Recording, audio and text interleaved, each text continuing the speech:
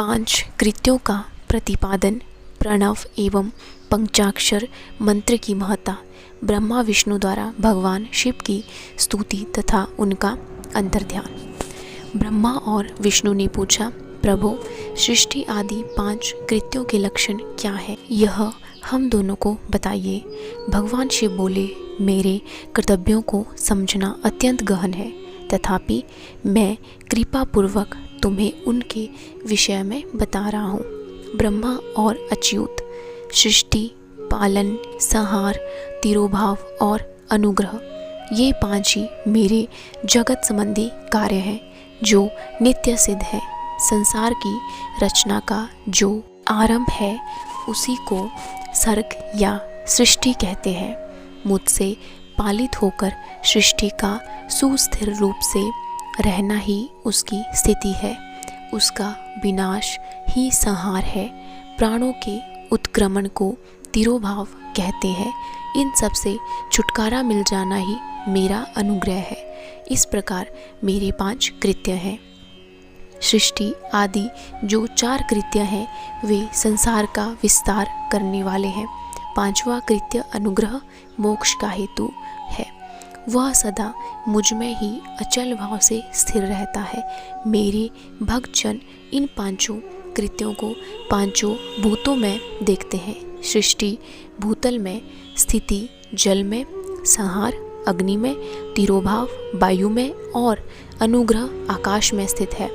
पृथ्वी से सबकी सृष्टि होती है, जल से सबकी वृद्धि एवं जीवन रक्षा होती है, आग सबको जला देती है, वायु सबको एक स्थान से दूसरे स्थान को ले जाती है और आकाश सबको अनुग्रहित करता है।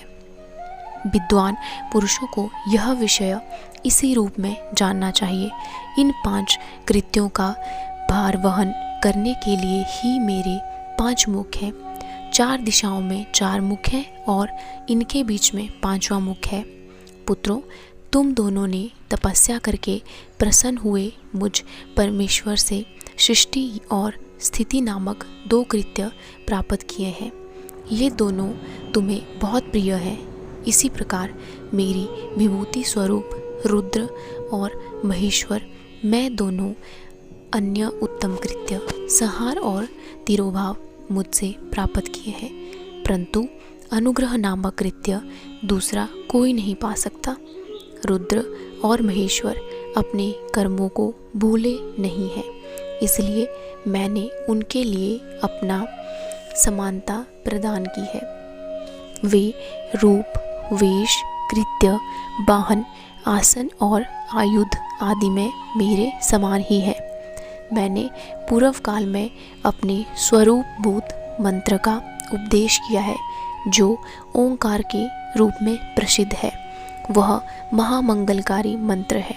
सबसे पहले मेरे मुख से ओंकार ओम प्रकट हुआ, जो मेरे स्वरूप का बोध कराने वाला है। ओंकार वाचक है और मैं वाच्य हूँ। यह मंत्र मेरा स्वरूप ही है। प्रतिदिन ओंकार का निरंतर स्मरण करने से मेरा ही सदा स्मरण होता है। मैं उत्तरवर्ती मुख से आकार का, पश्चिमी मुख से उकार का, दक्षिणी मुख से मकार का, पूर्ववर्ती मुख से बिंदु का तथा मध्यवर्ती मुख से नाद का प्राकट्य हुआ। इस प्रकार 5 अवयवों से युक्त ओंकार का विस्तार हुआ है। इस सभी अवयवों से एकीभूत होकर वह प्रणव ओम नामक एक अक्षर हो गया। यह नाम रूपात्मक सारा जगत तथा वेद उत्पन्न स्त्री पुरुष वर्ग रूप दोनों कुल इस प्रणव मंत्र से व्याप्त है। यह मंत्र शिव और शक्ति दोनों का बोधक है। इसी से पंचाक्षर मंत्र की उत्पत्ति हुई है, जो मेरे सकल रूप का बोधक है। वह अकार दी क्रम से और मकार दी क्रम से प्रकाश में आया है। ओम नमः शिवाय, यह पंचाक्षर मंत्र है। इस पंचाक्षर मंत्र से मातृका वर्ण प्रकट हुए हैं, जो 5 भेद वाले हैं। उसी से सिरो मंत्र सहित त्रिपदा गायत्री का प्राकट्य हुआ है। उस गायत्री से संपूर्ण वेद प्रकट हुए हैं और उन वेदों से करोड़ों मंत्र निकले हैं। उन मंत्रों से भिन्न भिन्न कार्यों की सिद्धि होती है, परंतु इस प्रणव एवं पंचाक्षर से संपूर्ण मनोरथों की सिद्धि होती है। इस मंत्र समुदाय से भोग और मोक्ष दोनों सिद्ध होते हैं। मेरे सकल स्वरूप से संबंध रखने वाले सभी मंत्रराज साक्षात भोग प्रदान करने वाले और शुभ कारक मतलब मोक्षप्रद है। नंदिकेश्वर कहते हैं, तदंतर जगदम्बा पार्वती के साथ बैठे हुए गुरुवर महादेव जी ने उत्तराभिमुख बैठे हुए ब्रह्मा और विष्णु को पर्दा करने वाले वस्त्र से आच्छादित करके उनके मस्तक पर अपना कर कमल रखकर धीरे धीरे उच्चारण करके उन्हें उत्तम मंत्र का उपदेश किया। मंत्र तंत्र में बताई हुई विधि के पालन पूर्वक 3 बार मंत्र का उच्चारण करके भगवान शिव ने उन दोनों शिष्यों को मंत्र की दीक्षा दी। फिर उन शिष्यों ने गुरु दक्षिणा के रूप में अपने आप को ही समर्पित कर दिया और दोनों हाथ जोड़कर उनके समीप खड़े हो उन देवेश्वर जगत गुरु का सत्वन किया। ब्रह्मा और विष्णु बोले, प्रभु आप निष्कल रूप हैं, आपको नमस्कार है। आप निष्कल तेज से प्रकाशित होते हैं, आपको नमस्कार है। आप सबके स्वामी हैं, आपको नमस्कार है। आप सर्वात्मको नमस्कार है अथवा सकल स्वरूप आप महेश्वर को नमस्कार है। आप प्रणव के पश्चार्थ हैं, आपको नमस्कार है। आप प्रणव लिंग वाले हैं, आपको नमस्कार है। सृष्टि पालन संहार तिरोभाव और अनुग्रह करने वाले आपको नमस्कार है। आपके 5 मुख हैं, आप परमेश्वर को नमस्कार है। पंच ब्रह्म स्वरूप 5 कृत्य वाले आपको नमस्कार है। आप सबके आत्मा हैं, ब्रह्म है। आपके गुण और शक्तियाँ अनंत हैं, आपको नमस्कार है। आपके सकल और निशकल 2 रूप हैं। आप सद्गुरु एवं शंभु हैं, आपको नमस्कार है।